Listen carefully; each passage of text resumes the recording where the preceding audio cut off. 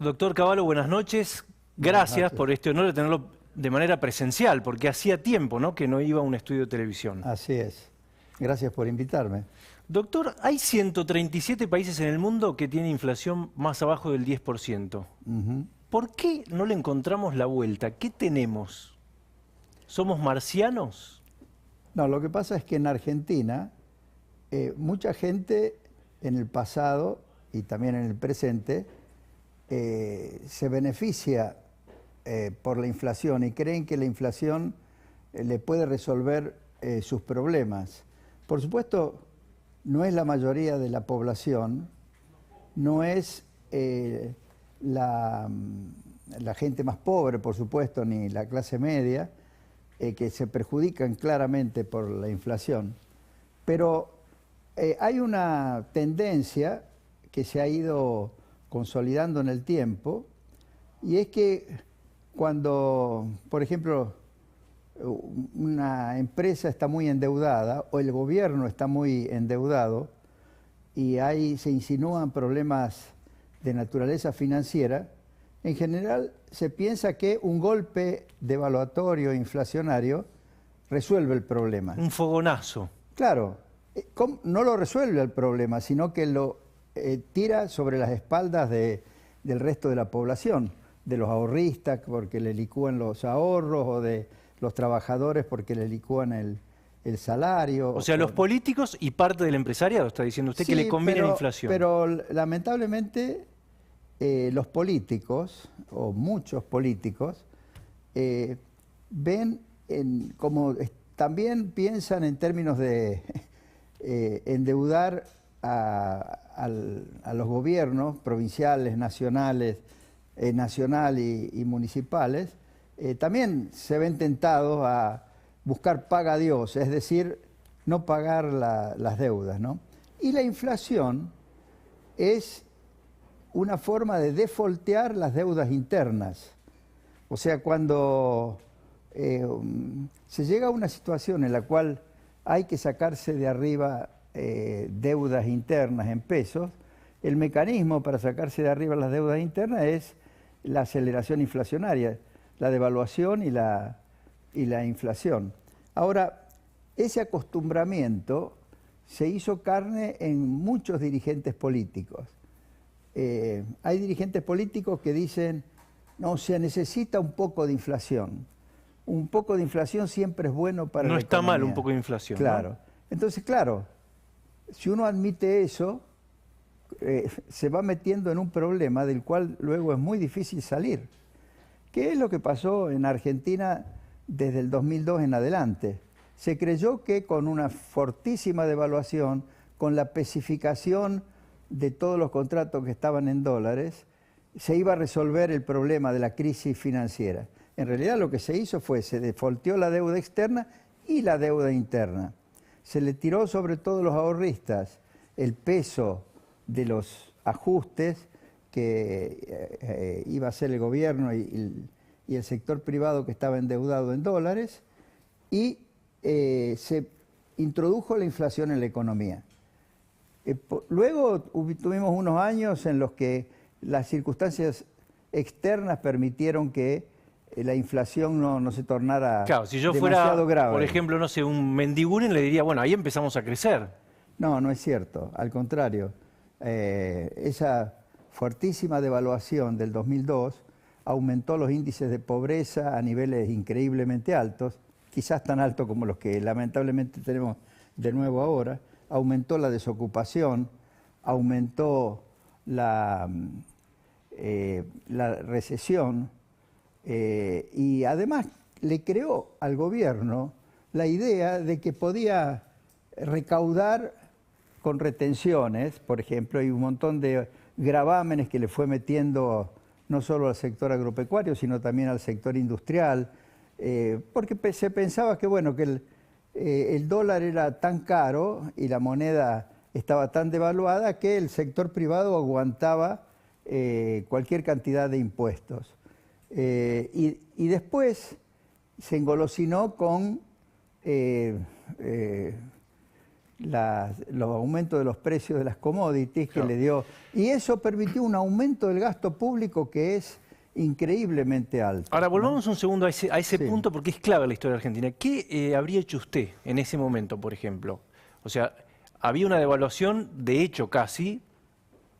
No, no. En ese momento lo que había que hacer era terminar la reestructuración ordenada de la deuda, que estaba hecha a más del 50%, con un mecanismo que había diseñado Horacio Liendo con Jacob Frenkel, y que había permitido que ya más de un 50% de la deuda en dólares del sector público y de las provincias se había reestructurado. Faltaba menos de un 50%, para el cual había preparado un canje de deuda que iba a permitir bajar mucho los intereses, alargar los plazos.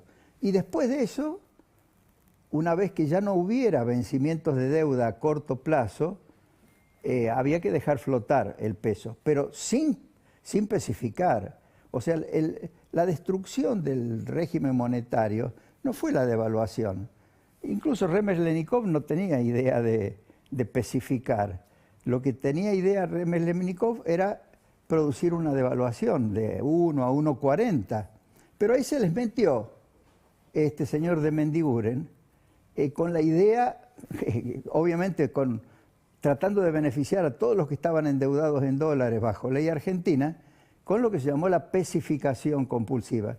Con lo cual, por ejemplo, destruyeron todos los contratos de concesión con los que se habían hecho las privatizaciones, porque les congelaron las tarifas en pesos. Ahora, esto es un poco de historia, pero es relevante ahora.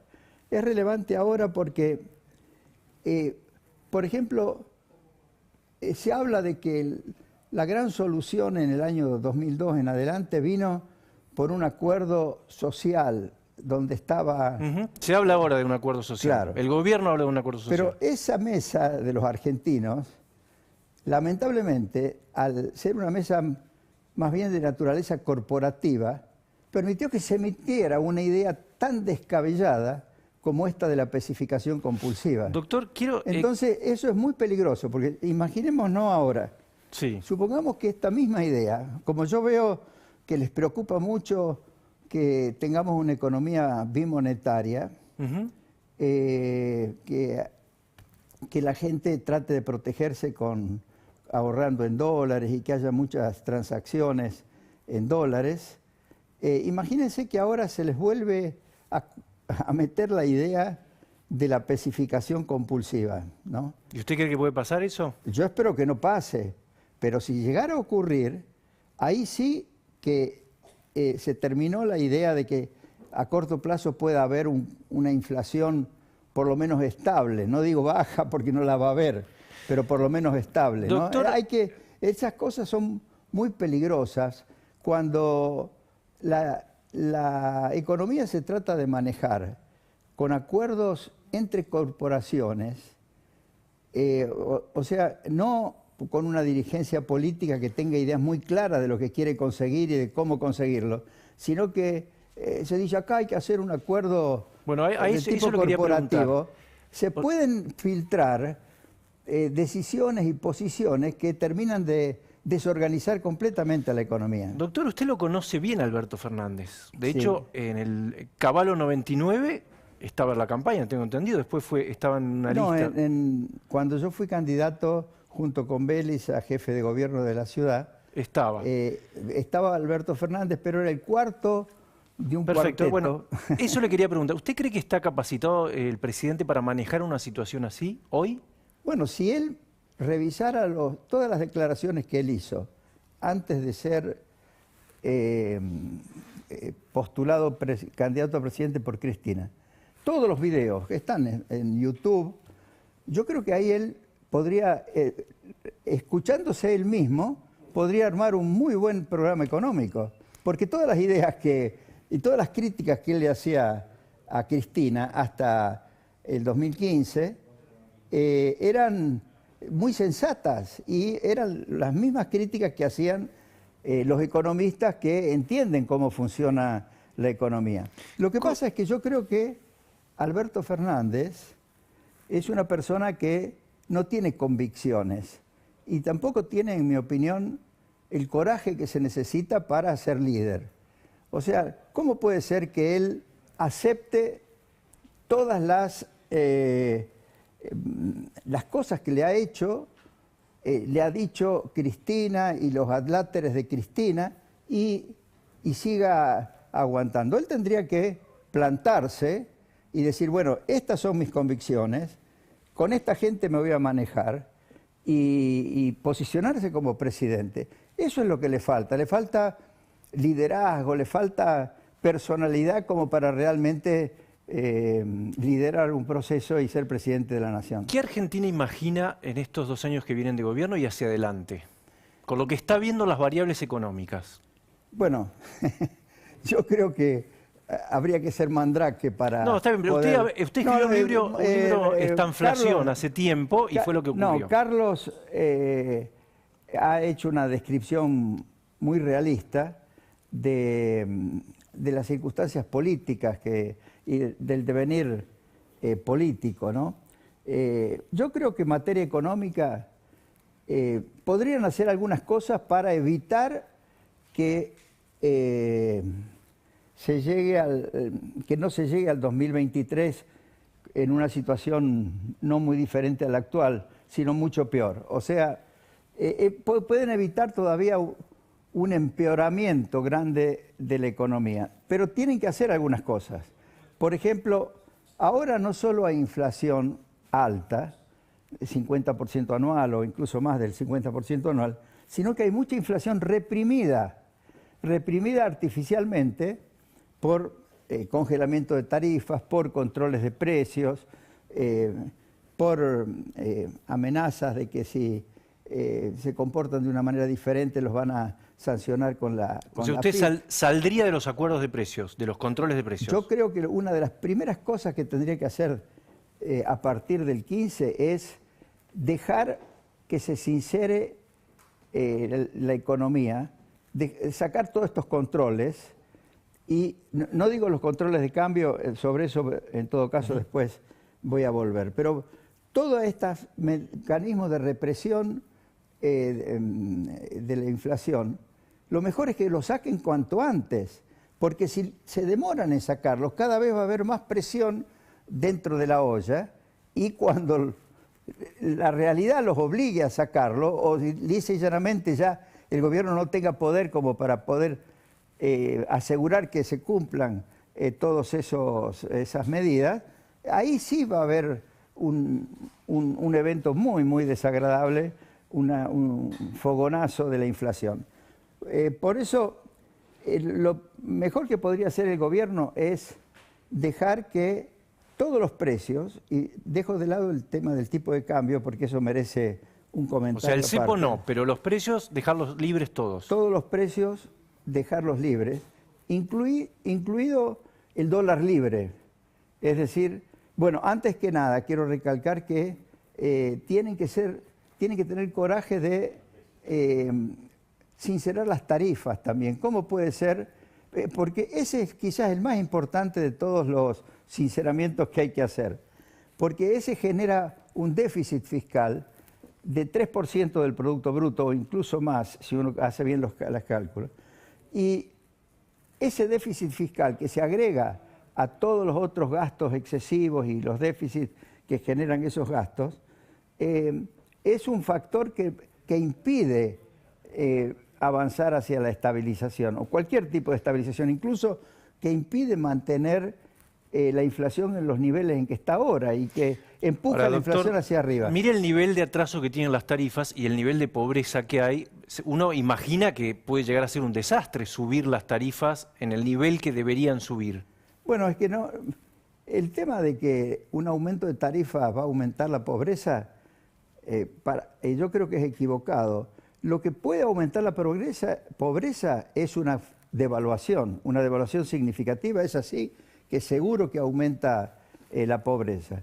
Pero un reajuste de las tarifas, considerando una tarifa social bien focalizada para los que realmente están debajo de la línea de pobreza, a las personas que se las tiene bien identificadas, porque con toda la información que tiene la ANSES y toda la información que tiene en base a la cual distribuyen todos los subsidios familiares, digamos así, a toda esa gente le puede mantener una tarifa social, pero el consumo de electricidad y de gas de esa gente será a lo sumo un 20% de todo el consumo y uso de la electricidad y del gas.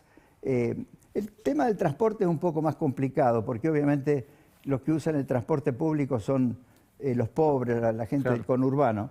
Pero en materia de electricidad y gas, que es de donde se van la mayor cantidad de subsidios, esto de creer que una actualización de las tarifas va a aumentar la pobreza es equivocado, al contrario. Fíjese cómo lo razono yo. Si se produce una devaluación y las tarifas no aumentan los subsidios que hay que pagar. Y esos subsidios significan que va a haber más inflación. Entonces, al efecto inflacionario de la devaluación se agrega el efecto inflacionario de toda la emisión necesaria para financiar esos subsidios. Por eso, el razonamiento en materia económica requiere lo que los economistas llaman un enfoque de equilibrio general. Uno no puede mirar una sola parte. Ahí está, eso lo quería preguntar. ¿Se puede salir de la crisis sin un programa? ¿Y cuál sería? No. Primero... Porque Alberto Fernández dice que no por supuesto, no tiene programa. Por de pronto, una economía, para funcionar bien, necesita una buena organización económica, buenas reglas de juego. Lamentablemente no las tenemos ahora. Y este gobierno me parece que no las puede poner en marcha, porque unas buenas reglas de juego requiere, por ejemplo, pensar en una economía abierta, una economía con práctica, no digo sin aranceles ni retenciones, sino con predominantemente libre comercio con todo el mundo y al mismo tiempo una buena relación política con el resto del mundo.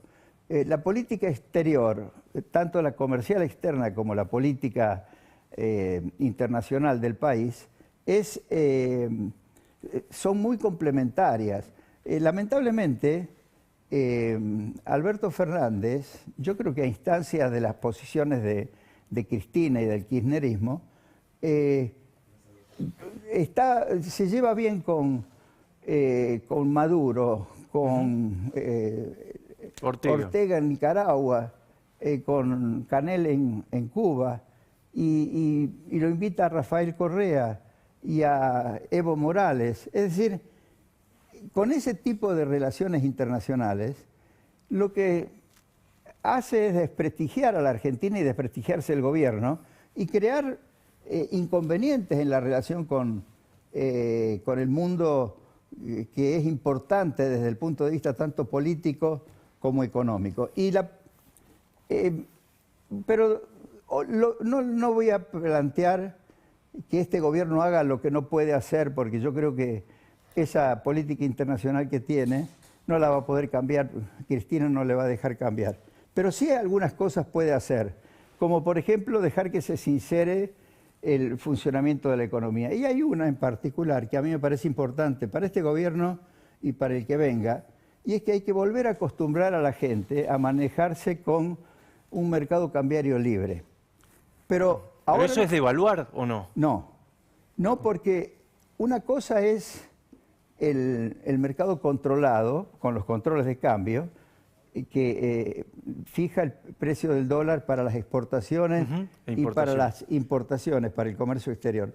Pero para todas las otras transacciones de naturaleza financiera, turística, para el ahorro, etcétera, tendría que haber un mercado libre. Por supuesto va a haber una brecha entre ese mercado libre y el tipo de cambio oficial, como la hay hoy entre los mercados pseudo libres. Pero los mercados pseudo libres que hay ahora no sirven. ¿Por qué? Porque el gobierno también trata de intervenir en esos mercados, cree que con regulaciones puede controlar el contado con liquidación y se ve tentado también a veces de utilizar reservas para tratar de influir en ese mercado. Lo que yo estoy hablando es un mercado completamente libre, que tendría la ventaja de que es compatible con el hecho de que la gente siga teniendo algo de depósitos en dólares en el sistema bancario y se quede tranquilo porque sabe que si retira un dólar billete de los bancos lo va a poder vender en un mercado libre, realmente va a tener una moneda que... O sea, que eso no vale. afectaría a los depósitos, los precios, ¿no se iría a precios eso que está diciendo? No, solamente se iría a precio en la medida en que restrinjan mucho, por ejemplo, las importaciones, ¿no? Siempre una brecha tiene algún efecto sobre los precios, pero también da alguna oportunidad, por ejemplo, de dejar que los servicios que se prestan en el exterior, lo que se cobra se pueda liquidar Acá. en ese mercado, con lo cual se alienta una gran cantidad de actividades que la gente de Argentina puede hacer prestando servicios en el exterior. Se alienta la entrada de turistas a la Argentina y todas esas cosas. ¿Ese programa del que está hablando incluye acordar con el Fondo Monetario, por ejemplo? Bueno, yo creo que si avanzan en una dirección como esta que yo sugiero, no tienen inconveniente en acordar. El fondo les va a aprobar, porque entonces van a empezar a visualizar un cierto programa económico. Sobre todo si se animan a actualizar las tarifas y a disminuir en 2 o 3% del PBI el déficit. Claro, ¿no? Me cuesta imaginar al kirchnerismo aumentando las tarifas en este contexto, doctor. Pero mucho peor, el kirchnerismo y Alberto Fernández tienen que pensar que mucho peor va a ser el efecto sobre su gobierno y sobre ellos. ¿Cuál? ¿Qué puede pasar? Y el que algún día se haya acumulado tanta presión en la olla, con toda esta emisión que ya se ha hecho, más la que van a tener que hacer hacia el futuro, y se les escape de las manos esta situación, y ahí sí haya un fogonazo inflacionario, que sería muy costoso para todos. Ahí sí que aumentaría mucho más la pobreza. Ahora, usted dice algún día para el político argentino no queda claro porque tiene objetivos muy de corto plazo. ¿Cree que puede haber algún problema si no se hace esto que está diciendo en el corto o mediano plazo? Lo que pasa es que el tema, estamos hablando de un plazo de 2 años para llegar a octubre del 2023, que es cuando se va a estar votando para renovar el gobierno. El gobierno tiene que pensar en que, en todo caso, lo más difícil lo tendría que hacer ahora, inmediatamente después de las elecciones. Lo más difícil para desmontar un poco esta bomba que se está, digamos, que está gestando. Si deja que la presión se siga acumulando, cada vez va a estar más cerca del momento de la elección del 2023. Esto para hacer, digamos, lamentablemente estoy hablando demasiado de lo que podría hacer y de lo que no podría hacer este gobierno. Pero yo tengo un elemento, quiero dar una nota de optimismo. A ver, para después por favor, a ver. Para después de diciembre del 2023.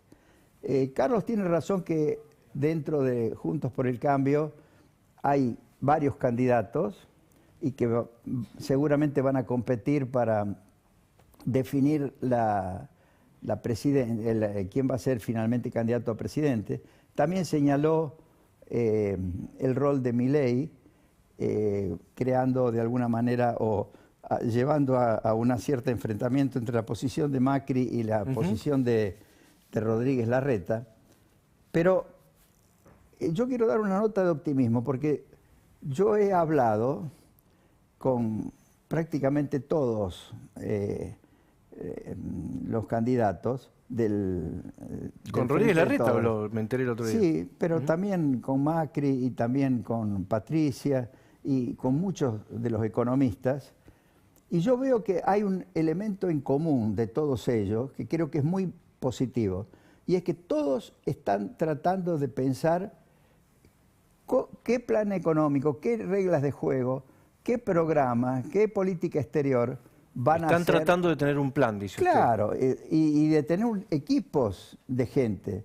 Y tienen muy buena gente, algunos ya con experiencia, otros con muy buena formación, y además capitalizan la experiencia de los 4 años en los que estuvieron en el gobierno. Yo creo que si se preparan bien, y yo los veo trabajando no en los temas de quién va a ser el candidato, sino de qué es lo que van a hacer después, cuando estén en el gobierno. Yo los veo trabajando bien. Y en ese sentido, por ejemplo, lo que Milei está predicando, poner mucho más énfasis en la libertad. ¿Le gusta Milei? Bueno, yo creo que le está prestando un servicio a la reculturización de la Argentina, en el sentido de que los dirigentes políticos le pierdan miedo a hablar de libertad económica, incluso de liberalismo, y dejen de complicarse porque el kirchnerismo o la izquierda dice que son neoliberales. Yo creo que Milei está llevando a que sea más aceptado a nivel de la dirigencia política y de la población la idea de que es importante que haya libertad económica, que haya libre comercio interno y externo, que se respeten los derechos de propiedad. Eso son valores importantes para una buena organización económica del país. Está dando Ahora, la batalla cultural, le diría un kirchnerista. Claro, pero por supuesto, Milei ha encontrado que con este estilo que él tiene, que a muchos lo sorprende, a mí también me sorprende, pero con este estilo él ha logrado llegar a mucha gente y conseguir mucho apoyo. Entonces, yo creo que, y esto le dije yo a Rodríguez Larreta, yo creo que cuando Milei esté en el Congreso y los diputados de Milei estén en el Congreso, si Juntos por el Cambio, supongamos que fuera gobierno a partir del 2023, arma y propone una buena organización de la economía e impulsa una buena política económica, él los va a estar apoyando, seguro. No se va a poner a predicar políticas como las que quiere implementar o está implementando Alberto Fernández y el kirchnerismo. En fin, yo soy optimista en el sentido de que puede haber un plan en algún momento. Por el lado de la oposición puede llegar a conformarse un gobierno que pueda resolver los problemas, que pueda estabilizar la economía, no ya estabilizarla con una inflación del 50 al 60% anual, sino por debajo de un dígito. Doctor, gracias, muy amable. Muy bien. No les contesté lo de Córdoba. Lo de Córdoba, ¿ahí qué piensa? Yo creo que a mí me parece que ha cometido un error garrafal.